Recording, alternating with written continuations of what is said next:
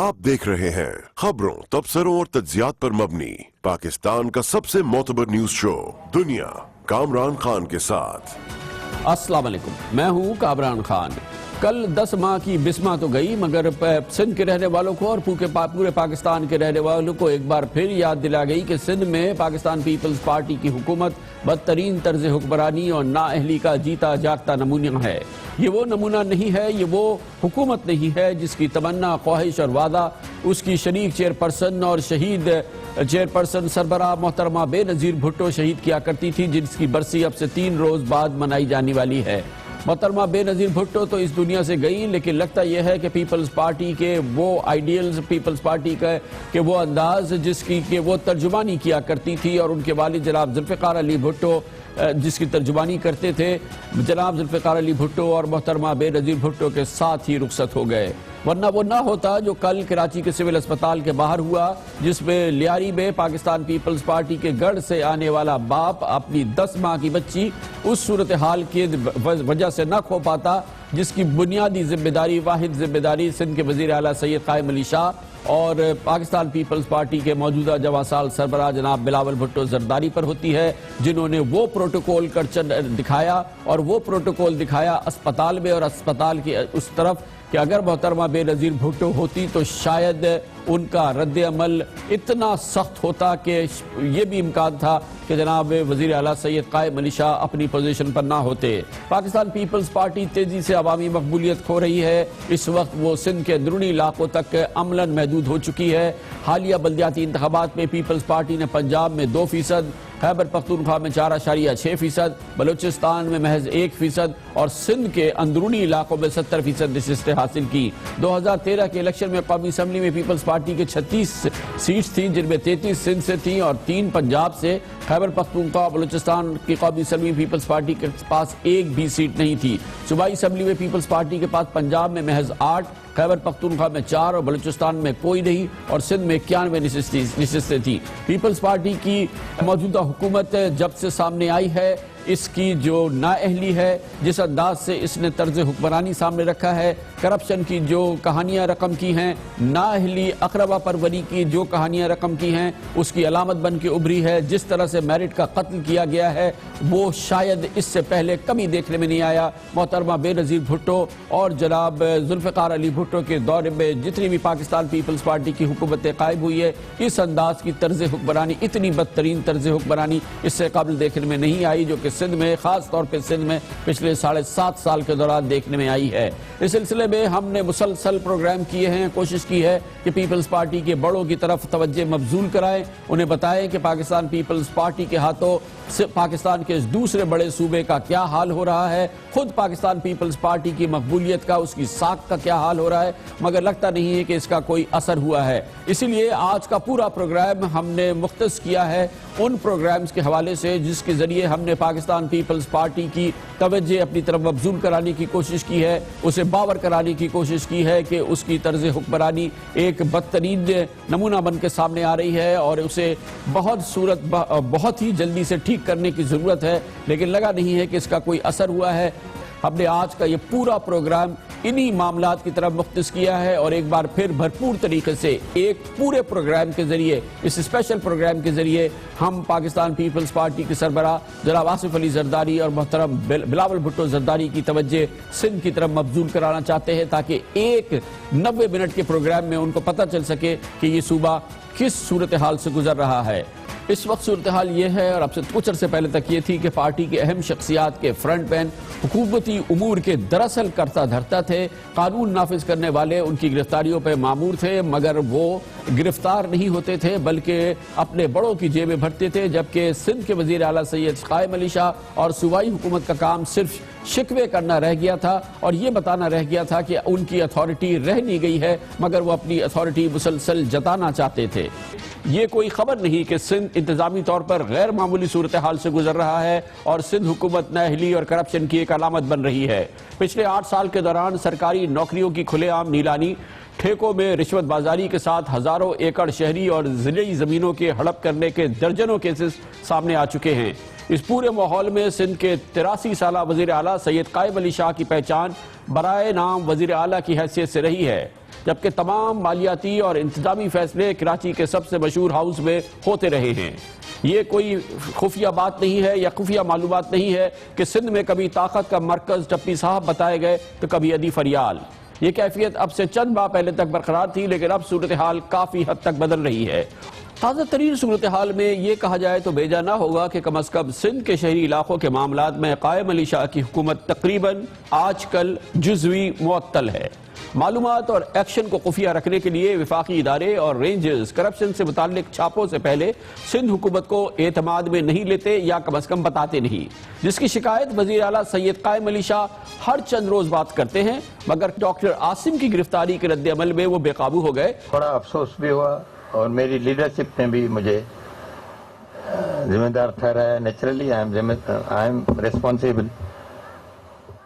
تو خیر میں نے پھر بات کی اور آج اس بات کے نتیجے میں ڈی جی صاحب آئے میرے پاس، تو میں نے کہا جی یہ جو بھی آپریشن ہو رہا ہے قیادت تو اللہ کی ہے، لیکن یہاں پرائم منسٹر صاحب نے اپنی قیادت نے مجھے ذمہ داری سونپی ہے، اور آپ دونوں جو ہیں یہاں آئی جی کھڑے ہیں اور ڈی جی رینجرز وہ میرے انڈر کام کر رہے ہیں، تو مجھے بتانا چاہیے تھا آپ کا اتنا بڑا آدمی ہے، یہ معمولی آدمی نہیں ہے کہ آپ اس کو اس طرح سے لے لیں۔ سندھ کی اعلیٰ شخصیات کے بیوروکریسی میں موجود قریبی دوستوں اور فرنٹ مینز کی گرفتاریوں کا سلسلہ جاری ہے اور قائم علی شاہ ہاتھ پہ ہاتھ رکھے ہوئے ہیں۔ یہ ہم نہیں کہہ رہے کہ بلکہ روزانہ کا معمول بن چکا ہے کہ زمینوں میں گھپلوں، چائنا کٹنگ، منی لانڈرنگ اور کرپشن کے بے تاج بادشاہ جو عوام سے بظاہر اوجھل تھے، اب انہیں رینجرز، ایف آئی اے، نیب اور وفاقی انٹیلیجنس ادارے گرفتار کر رہے ہیں، چھاپے پڑ رہے ہیں، اور جناب قائم علی شاہ کی مصروفیت اور ان کی گفتگو اور ان کے گلے شکوے تک ہی محدود ہے۔ جناب انہوں نے آ کے سروس سینٹر میں چھاپا مارا، اب یہ ایسے کبھی نہیں ہوتا۔ یہ ہم نے پھر شکایت کی، پرائم منسٹر صاحب کو بھی کی اور جو کنسرن تھے ان کو بھی شکایت کی کہ جی یہ صوبے کے ساتھ ہمارے کیوں ایسا ہے، اپنے حقوق بھی ضرور چاہتے ہیں۔ اب یہ دونوں ایجنسیز ایک دم آ گئی ہیں، نہ ہم سے پوچھا گیا۔ رینجرز کے لیے ہر 4 مہینے میں ہر سال پوچھتے ہیں۔ لا اینڈ آرڈر کے سلسلے میں قانون نہیں کر سکتے پاس، وہ صرف اور صرف صوبائی حکومتیں کر سکتی ہیں۔ اب پراونشل آٹونومی کا جو کنسیپٹ ہے اس پر یہ سمجھیے عملہ ہے۔ قائم علی شاہ صاحب خود بتا رہے ہیں کہ کیا ان کے صوبے کی حالت ہے، اسی لیے ہم بارہا کہہ رہے ہیں کہ جزوی طور پر تقریباً ان کی حکومت کم از کم کراچی کی حد تک معطل ہے۔ گزشتہ روز اسی قسم کی ایک اور گرفتاری ہوئی اور قائم علی شاہ کو میڈیا سے پتہ چلا کہ معمولی کلرک سے اسسٹنٹ ڈائریکٹر تک پہنچنے والے حضور بخش کلوڑ کو گرفتار کر لیا گیا ہے اور اس پر اربوں روپے کی زمینوں کی کرپشن کے الزامات ہیں۔ یہ بالکل ایسے ہی ہوا جب محمد علی شیخ، جن کا سکہ قائم علی شاہ کے سی ایم ہاؤس میں اب سے چند ماہ پہلے تک چلتا تھا، انہیں وفاقی اداروں نے گرفتار کیا تھا اور قائم علی شاہ نے یہ خبر ٹی وی پر دیکھی تھی۔ محمد علی شیخ کو 18 جون کو فرار ہونے کی کوشش پر کراچی ایئرپورٹ سے گرفتار کیا گیا تھا۔ تازہ ترین صورتحال میں قائم علی شاہ نے بتایا کہ انہیں ڈاکٹر عاصم کی گرفتاری کے بارے میں بھی لا علم رکھا گیا۔ محمد علی شیخ کے ساتھ سابق ٹی ایم او اور بہت سارے لوگوں کو گرفتار کیا گیا، بہت سارے ایکشن ہوئے ہیں، اور یہ تمام صورتحال بتا رہی ہے کہ سید قائم علی شاہ جتنا چاہیں، جتنا وہ دعویٰ کریں، رینجرز ان کے ماتحت ایف آئی اے اور نیب سندھ حکومت کی کرپشن کی تحقیقات کا اختیار نہ رکھتی ہے۔ یہ سب وہ کہتے رہے، لیکن اس کے باوجود عملاً سندھ کا کوئی باسی اور اس کا کوئی شخص اس بات سے انکار نہیں کر سکتا کہ میجر جنرل بلال اکبر جناب سید قائم علی شاہ سے براہ راست آرڈر لے رہے ہیں، اور نہ ہی ایف آئی اے اور نیب جناب سید قائم علی شاہ کے گلے شکووں کو کسی طرح سے گردان رہی ہے، اس کی کوئی اہمیت ہے۔ اس کے علاوہ سندھ میں بیوروکریسی ہو یا سیاستدان، سب کو پتہ چل گیا ہے کہ قائم علی شاہ موجودہ ماحول میں ان کی مدد کرنے کی سخت نہیں رکھتے، اور یہی وجہ ہے کہ مشتبہ سرگرمیوں میں ملوث کئی سیاستدان، بیوروکریٹس اور کئی اہم شخصیات کی دوڑ لگی ہوئی ہے کہ وہ ہائی کورٹ جائیں یا دوسری عدالتوں میں جائیں اور ضمانت قبل از گرفتاری کرائیں۔ اور اس پوری صورتحال میں اطلاعات کے مطابق تقریباً 83 اس وقت سندھ کے بیوروکریٹس اور سیاستدان ایسے ہیں جنہوں نے ضمانتیں قبل از گرفتاریاں کرائی ہوئی ہیں۔ ان میں سندھ کے سابق وزیر تعلیم پیر مظہر الحق ہیں، اور اس کے علاوہ اس میں کئی دوسرے وزراء بھی شامل ہیں۔ سندھ کی بیوروکریسی کی بہت اہم شخصیت حاصل ہیں، حتیٰ کہ سندھ کے چیف سیکرٹری جناب صدیق میمن نے بھی اب سے 2 روز قبل اپنی ضمانت قبل از گرفتاری کرائی. یہ اپنی نوعیت کا ایک انمول واقعہ ہے, نایاب واقعہ ہے. شاید ہی پاکستان میں ایسی مثال ملتی ہو کہ ایک صوبے کا چیف سیکرٹری اس نے اپنی ضمانت قبل از گرفتاری کرائی ہو, کیونکہ نیب اس کے خلاف کرپشن کی ایک بڑی تحقیقات کر رہا ہے. یہ صرف سندھ میں ہی ہو سکتا ہے, اور یہی اس پوری صورتحال کے حوالے سے ہم آپ سے کہہ سکتے ہیں کہ جناب قائم علی شاہ کا اصرار ضرور ہے کہ ان کی حکومت ہے, لیکن عملاً اگر دیکھا جائے تو اس وقت سندھ میں ان کی حکومت جو ہے وہ جزوی طور پہ کم از کم معطل ہے.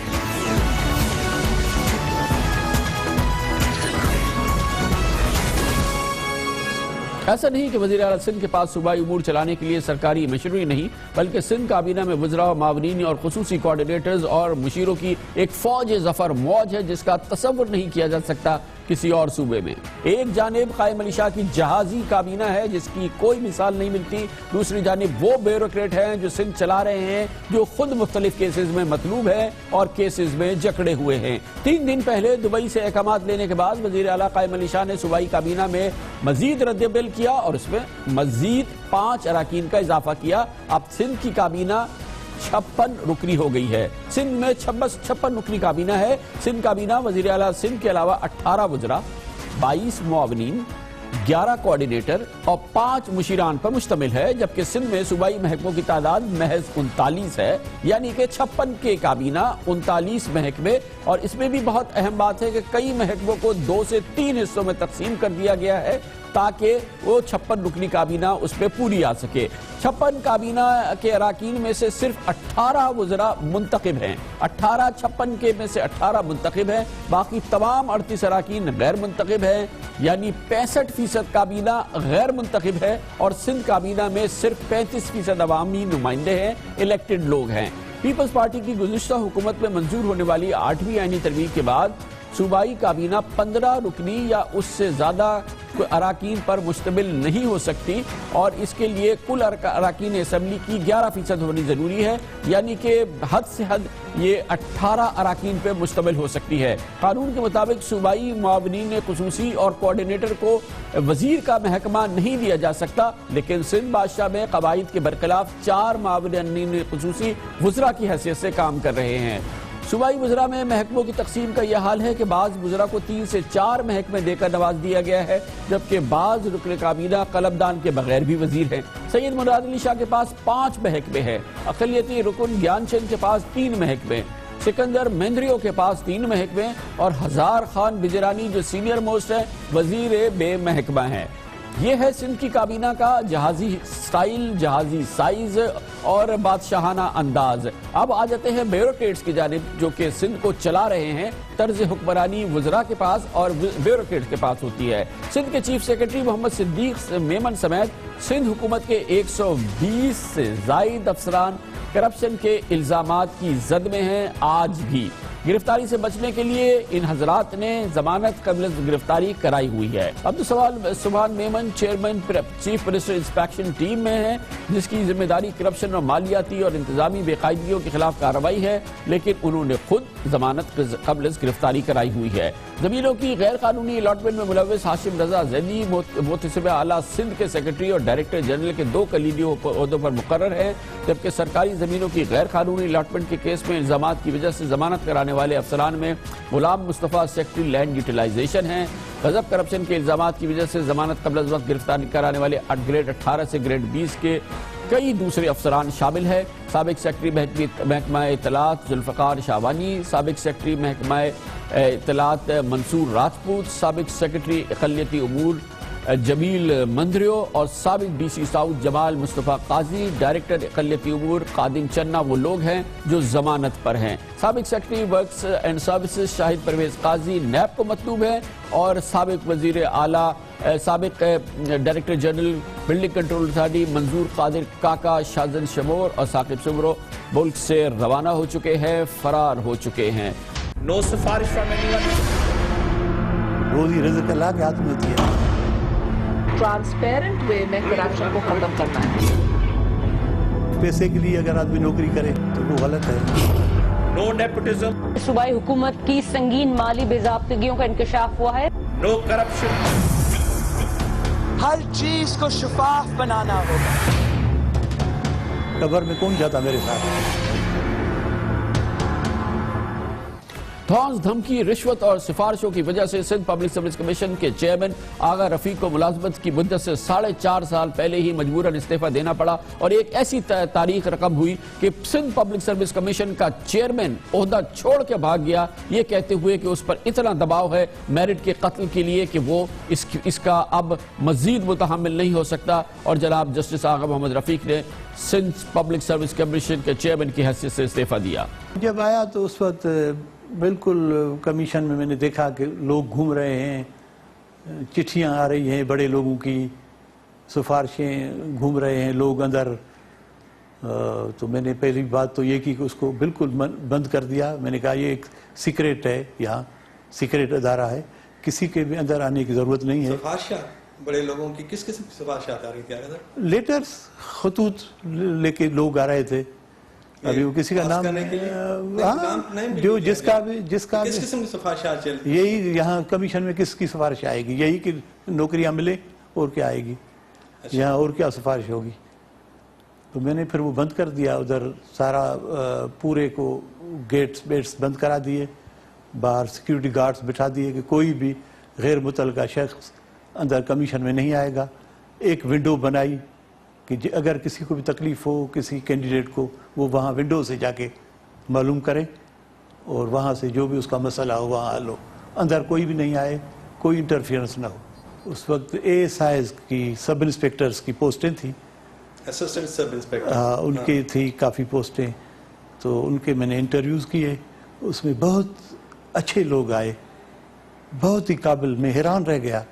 MBAs भी थे, इंजीनियर्स भी थे, और बड़े काबिल लोग। MBAs थे और बिल्कुल गरीब मिस्कीन, पता नहीं कैसे पढ़े थे। वो बता रहे थे कि हम लालटीनों पर पढ़ते हैं, लाइब्रेरी में जाते हैं, लोगों से जाके मदद तलब करके पढ़े हैं। तो फिर मैंने बिल्कुल प्योरली मेरिट पर जितने लेने थे मुझे, 200 तकरीबन 35 बहरहाल ये मैंने महसूस किया उसके बाद कि खुश नहीं है, मेरे से सिलेक्शन से खुश नहीं थे। और खुश नहीं थे तो फिर मैंने सोचा कि मैं तो जज रहा हूँ इज़्ज़त से, 42 ईयर्स मैंने जजी की है, ये पोस्ट मेरे लायक नहीं है, मेरे स्टैंडर्ड के मुताबिक नहीं है, और मैं एज जज होके अभी कभी भी ऐसा कोई काम मैं नहीं कर सकता। लोगों की तरफ से मैसेजेस आए कि ये आपने सब हर चीज़ 100% आपने मेरिट पर किया है। ऐसे नहीं होता है सियासी हुकूमतों में, यहाँ प्रेशर्स होते हैं, मेंबरों के प्रेशर होते हैं, वज़ीरों के प्रेशर होते हैं, पॉलिटिकल गवर्नमेंटें होती हैं। यहाँ फिर आप इस तरीके से नहीं हो सकता है। तो फिर मैंने सोचा कि मैं बेहतर है कि मैं छोड़ दूँ। लेते हैं कमर्शियल ब्रेक, उसके बाद हम वापस आएंगे कि मोहतरमा बेनज़ीर भुट्टो की शहादत के मौके पर और कल बिस्मा की अंधोनाक मौत के मौके पर पाकिस्तान पीपल्स पार्टी की सिंध हुकूमत की आंखें खोलने की कोशिश इस खुसूसी प्रोग्राम के जरिए जारी रखेंगे।